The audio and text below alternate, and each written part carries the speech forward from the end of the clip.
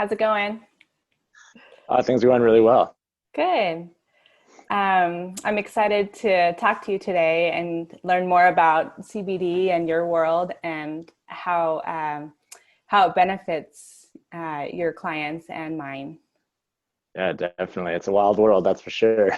Yeah, it is.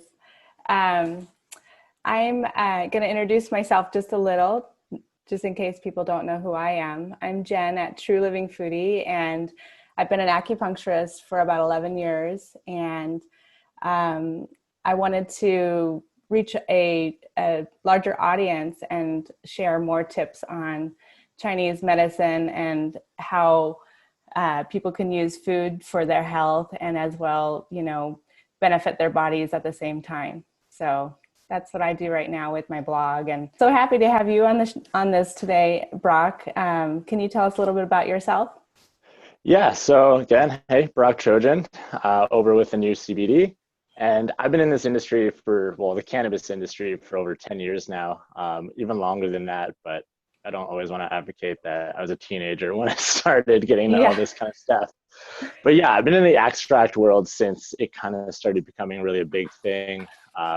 When I was 18, and it's just been refining itself in leaps and bounds like over seasons. So I've been making CBD oils for patients for the past couple of years, like devoutedly, like full time every week. And that got me to the point where I was doing it for a friend of mine in his company, and they went huge, and it started becoming quite corporate. And I still do it now. However, I decided let's get this more into the hands of the people. And with the deregulation of it in the United States, it just made a lot of sense to start my own business to reach a bigger audience. Because again, just like you Mm. just want to benefit the people's lives. Because there's a few little stories in your little world where you're just like, you know what, this does help people, and I want it to be more accessible to more people. And if I can have any small degree and part of that, that's where I want to go. That's awesome. Yeah, because you only can reach like a small group when you're only doing it in your area. So when you like bring it out and share it, then you can help somebody you didn't even know you could help. So that's pretty awesome, I think. That's it. That's why we're here. That's why we're here.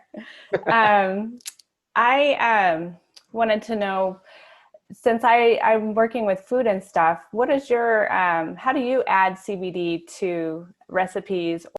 Yeah, so that's a great question because it's a pretty wonderful little topic there. Because I mean, food's awesome, and we have so much self-expression when it comes to food.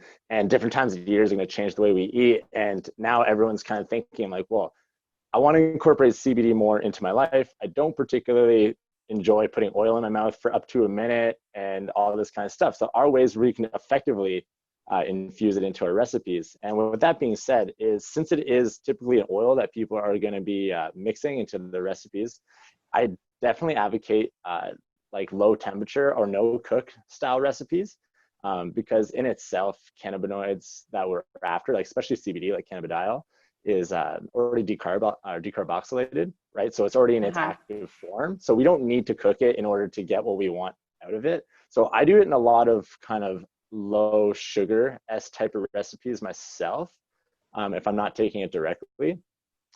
Reason being because I just don't want to include more sugar into my diet if I don't need to. Sure. Um, but there is a fun little hack. So if people are going to incorporate in a recipe where they do want to cook at a certain temperature, because baking does usually require some degree of 350 plus degrees Fahrenheit, you can use a product called CBDa, which is the uncarboxylated form of CBD. So again, it's in its purest form, and it needs to kind of go through that metamorphic transformation in order to be its active form for us to uptake an endocannabinoid system.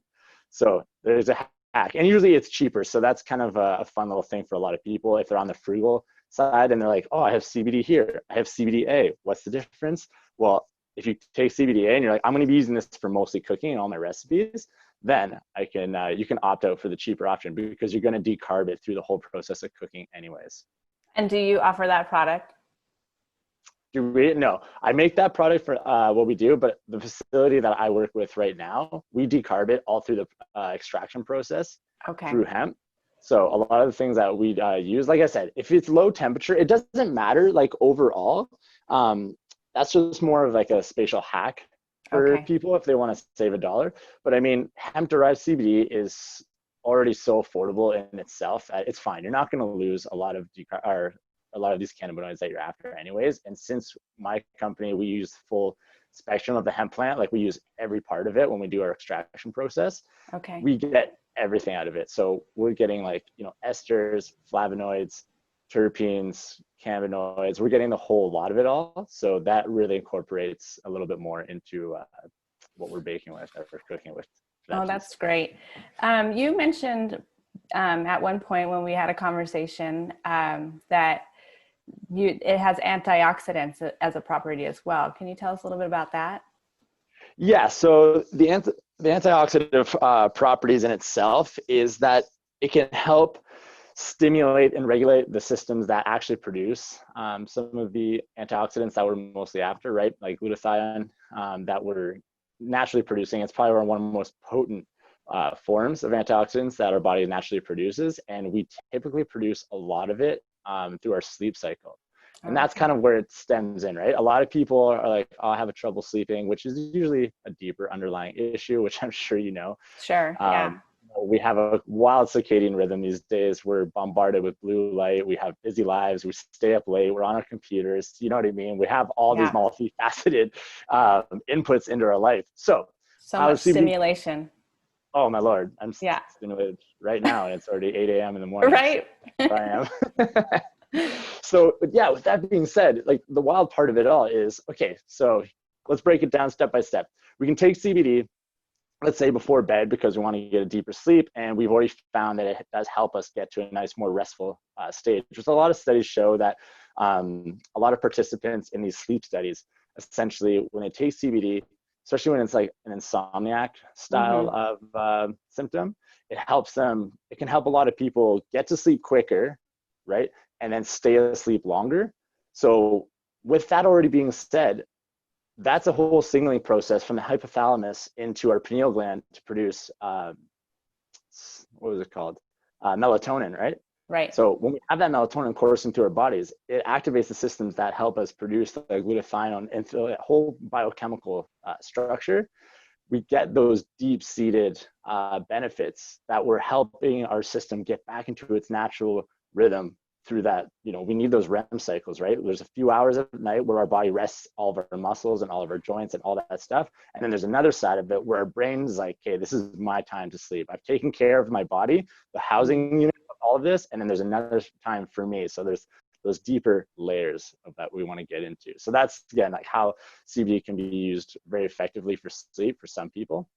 Yeah, in my practice, I've recommended CBD oil a lot for insomnia or a restful sleep, because sometimes people have a little bit of anxiety from all the stimulation. And then with that said, they take the CBD oil and instead of like a straight melatonin, I feel like they get a better sleep and they're not groggy in the morning as well. I also like to recommend CBD oil for inflammation of the body when somebody does like sports or things for arthritis. Do you have anything you'd like to add to that? Oh, 100%. That's my biggest utilization of CBD, which works particularly for me. You know, I'm a chronic like exerciser, if you want to say it is, Yeah, but like me athlete too. in a lot of regards, right? Like we love living in spaces that we can go out and do all the things we want all the time. And I'm at an age where like this seems to be this, they're like this 5-year give or take 30-year-old where people start saying like, oh man, like this is hurting a lot more. Or I have lots of friends who just ultimately give up. They're like, oh, I'm just getting older. So this shoulder pain, Sure. I'm just going to live with it. Yeah, It's and like, that's crazy because there are things that can help with that too. And I think after you're in, or when you're in your 30s, your body has had a lot of you're using it. You've used it for 30 years, so you are going to have some soreness or an injury or things like that. So it's nice to have a product or a treatment that could really help. I had one patient, and this is kind of really what kicked off my story, is a friend of mine's mom, and she's not a cannabis enthusiast. I mean, when we were kids, it was always like, yo, don't tell your mom, like, you know what I mean? It's like, I don't want to get in trouble with your mom, but she's a sweetheart, and she's been such a great a member of like my extended family. That's But cool. she has a degenerative hip issue, right? So Mm. again, it's just a year of like sitting down. She's an IT specialist, all this stuff. And it just got to the point where she walks around like she has a handicap, right? Oh, And it's yeah. been like that for years. And she takes anti-inflammatories and all these other potent painkillers and whatever to live her life. And I was like, hey, do you want to try something? Because I know that you now are kind of experimenting, like having the odd, like, joint or whatever. Do Hmm. you want to try something specifically that I feel like can help your inflammation? And she's like, honestly, at this point, 100%. Yeah. And I gave her some extract that I made from a high CBD strain called CBD Shark. And I gave it to her. And her husband tried it first. And he's like, oh, this stuff's not very strong. And he didn't like it. And I was like, that's not for you. It's for her. So she tries it. And I get a message being like, all these emojis popping off on my phone. And she's like, Brock, like, this is the first day I felt like my younger self. I ran up the Oh. stairs like I was a normal human. Sign me up. Can I get more? And can I get it consistently? And that was one of those moments where everything switched on for me. I was like, okay, if it can make that big of an impact for one person. Yeah. But again, I don't want to digress in the fact that, again, if it can get someone to the point where they can move better, then we can move forward and actually address the deeper underlying issues. Because I'm not going to give this person the out and say that, hey, this is your fix. No, there is a root problem here that you need to address, but we've given you the kind of temporary relief that Hmm. allows you to get to that next stage. So back to like what you were saying about the inflammation and stuff like that, and treating it, there's certain things with like a high terpene range, so certain strains with a high terpene profile Uh-huh. that can be highly beneficial to the way we utilize CBD oils. And that's why I really always advocate a broad spectrum is fine if you really just don't want to risk any THC in your product. Hemp derived anything is so low that it shouldn't be an issue regardless of what you're doing. However, once you have this terpene profile, that's when the kind of magic seems to happen, because we still don't really don't really understand like how all these things work as a scientific like straight line. It's not like A affects B and that results in C, right? Sure. Yeah. But if we have all these ingredients together, our body's going to sort it out, right? Phytoendocannabinoids are supplements, right? Our Hmm. body naturally makes two types of endocannabinoids, 2-AG, and the other one's spaced in my head at this moment, but it's fine. Ultimately, like, we're supplementing those kind of crucial factors. So ones closely related to pain are myrcene and beta Okay. caryophyllene, right? Hmm. Two really well and very prevalent terpenes in almost most strains that people really enjoy. So with that being said, if you're going looking for a product that you want to take and you see these things and you're like, okay, I want it for inflammation and I want it for pain, that's those two terpenes that you really want to focus on, because like the presence of those allows the ability of the release of extracellular cations Okay. across cell membranes. So what that means is that we have certain receptors in our body called TRVP receptors. These are pain receptors that get inflamed, especially in Hmm. terms of like that burning sensation that we get. So Sure. certain, and I'm sure you're super Yeah. familiar with people Very who have like familiar. Yes.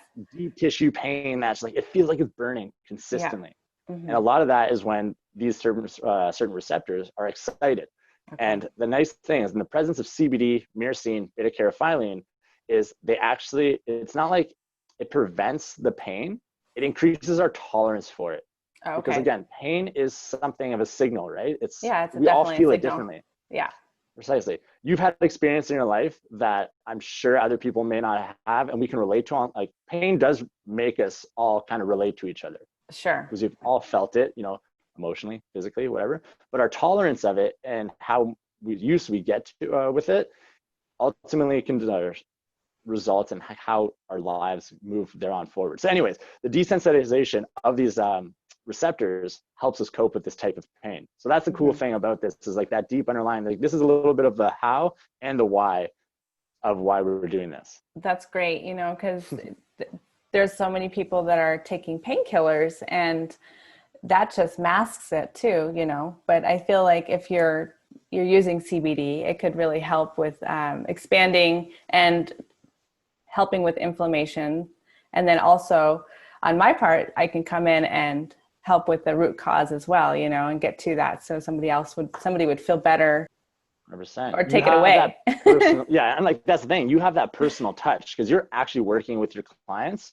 Yeah. I just have the ability to like give people the information to get them so they can start stimulating their questions and bring Yeah. it back to me, and then getting to that like, hey, this is the mystery. Let's solve it. You know? And that's what I love about acupuncture and Chinese medicine. It's all a mystery, and everybody is so different from the other. And it's like you do a lot of research on each person. I mean, we have the tools to work on each person similarly, but we definitely make an individual treatment plan for each person. Oh, So 100%. And yeah, that's the interesting thing as well, is that we're all working together in our own related fields, and we want to become more interdisciplinary, right? Like I've come from a science background, and one of those big things is like the one science that you typically specialize in is just a piece of the puzzle. I'm not a chemist. sure. So a lot of the chemistry that I have to learn through all this nutrition stuff is, again, it's super interesting, but my mind doesn't break down molecules into all their like different covalent bonds and all these different carbon rings. Like my mind Sure. is some degree like understanding, and I love physics and all that great stuff, but I reach out to other people, especially the people in your space who have all that hands-on experience for over 11 years, to Yeah. be like, hey, you know, that one little thing that you might tell me might change my life. Yeah, and it's fun working with others that have different tools too and information to learn from each other, and then spread it to other people that we're working with. So it's really cool to talk with you and learn more about that. Do you have any tips about CBD oil that we haven't touched on? Like, is there any element that some people don't know how or what to use CBD for that can be used? I think a few things that the industry kind of isn't making the information forefront. We're always just like propagating like what it could be used for. Like you can use it for this, you can use it for that, and this is all you're going to see Sure. it popped up on your screen, which is great. Like if that's what connects to you, like, oh, maybe I should try this, or your friend says, hey, I tried it for this, you should try it. But time and time again, people go out and they spend, you know, $100 on this tiny little bottle. And the funny thing is like this whole mentality of small, great things come in small packages. Sure. Sometimes people are like, I spend a lot of money on this and I don't really think it works. And my next question is, I'm like, well, how did you use it and how much did you use of it? That's a So good point, because it differs for everyone, right? exactly. And like one of the kind of, you know, paradigms of medicine is that the exact right or dosage for the reaction you're trying to receive. So a recent story is I have a friend, she has a dog, right, who has chronic seizures. And it's super sad because it's a little puppy and it's like new into the world and it just constantly suffers. And Oh, she's like, well, I wanted to try CBD, blah, blah, blah. And I was like, oh, how'd it go? And she's like, yeah, I didn't really notice anything. And I was like, okay, next question. How did you use it? What was the dosing frequency? And she's like, oh, I just gave him a few drops. And I was like, okay, what's the milligram of the bottle? See, it's all these like, pertinent little details that people are just didn't get educated when they bought it because they sure. just went to a counter. I want CBD. And a lot of bud tenders at like dispensaries and all that stuff, you know, again, they're in a sales position. So if you come, they assume that you know what you want if you're not asking the right questions. Yeah. And the right questions is, how often should I take this? Well, what the studies show is that when animals, especially dogs or cats or like any kind of mammal type species, when we take CBD oil, our liver processes any type of xenochemical, right? A foreign chemical that comes into our body, and it treats it as a stranger. So it's like, hey, you know, you just came into my system. I'm kind of wary of it. So typically what it does is it actually just bypasses the uptake of it right off the bat. It just packages it up and sends it on its way into our waste system. So what they found with a lot of dogs especially is that it's called the first liver pass effect. Okay. And typically it doesn't really get through the blood serum. It gets processed by the liver and it gets taken out as waste. Great, that's what the system is designed to do. But if we want to use it effectively, 12 hours later, your second dosage, that will actually, your liver has some precursor that, okay, it's not actually such a hectic foreign molecule, and it has shown increased serum levels in the blood, which makes it more bioavailable for the next time that it does happen. And I've told this to my friend, she's tried it, and she's like, I am noticing differences now. Oh, It that's needs that good. AM, PM dose, like that constant little top up. Because again, this is a serious ailment. For you and I who have the odd, let's say, flare up of inflammation, Sure. there's a variety of ways we can deal with it. But again, if I go to the gym or whatever, and I do have a really hectic deadlift session, whatever, and I go snowboarding right after, just imagine what my body just went through for the entire day. If I get home and I start feeling like tingling sensations, that's a great precursor to me that I could have taken some CBD oil in the morning and I could have used some before bed. And if I wake up feeling better, hey, I'm going to make a connection there. You know what I mean? Yeah, for sure. I think you're exactly right. A lot of people don't know how to take it, and they're just taking it maybe off the bottle, or I mean that's a good way to start. But I think there's more specific ways to take it as well. So thanks for sharing that. Yeah, and I'll say one last thing before we move on to whatever next topic you want. Is that a lot of people, just from my experience and from what I've read through a lot of the studies, is that people find about 10 milligrams a day on average can really help with just like a general broad spectrum of pain and inflammation related issues. And let's be real, like most chronic ailments that we face today, like whether it be, depression, diabetes, all those things are inflammation related. They're all metabolic dysfunctions. Mm-hmm. So CBD, that's why people, when you see these huge lists, you're like, okay, how does this one little thing affect all these things in a positive light, right? One, I'm going to say that all studies say shows therapeutic potential. Okay, it's not like A plus B is going to equal C in this regards, but you need to experiment with yourself. But it's a neuroregulatory product that helps us kind of get to the next level. So again, it's a regulatory product, and it's that's how it should be used. It should be used specifically. It's been so great to sit down and talk to you about all of this, and I think that the information you shared has been just amazing for our audiences, both of us. And I think that more details help more people with understand what they are taking and what can help, other than some of the painkillers or sleeping pills and things like that. So 100%. Yeah. We just always love a quick answer. And I think as much as there's tools out there to help us, we always have to kind of just check in with ourselves. I'm like, okay, cool. Like, are we taking something that we're hoping is going to fix an issue? Or let's just be truly honest with ourselves. Like, is there something that we're not doing that we, in the back of our heads, like we know we should be doing? Like, I know I should get up and move a little before work. I should do my yoga, or I should do my mobility exercises. I should do this. Or if it's physio related, I should do what my practitioner has suggested for me to do. But like, we always kid ourselves, you know what I mean? It's being purely honest with ourselves that I think really brings us forward in terms of our personal lives. Again, like it's one of those things that I think honesty is key in all regards for yourself and others. And picking a few things that work for you too, and not putting them all on the same plate so you get overwhelmed. So just stick with, maybe doing your yoga, or, going for a walk for just a couple of things, and finishing some of the cycles that we've started also helps too, like even putting away your laundry after you do it. Oh man, let's be honest. People hate laundry. Yeah, right?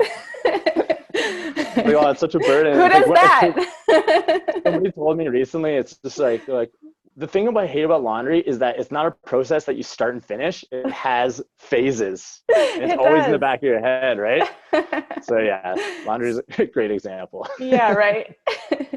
Well, thank you so much for joining me today, and I hope we can do this again sooner than later.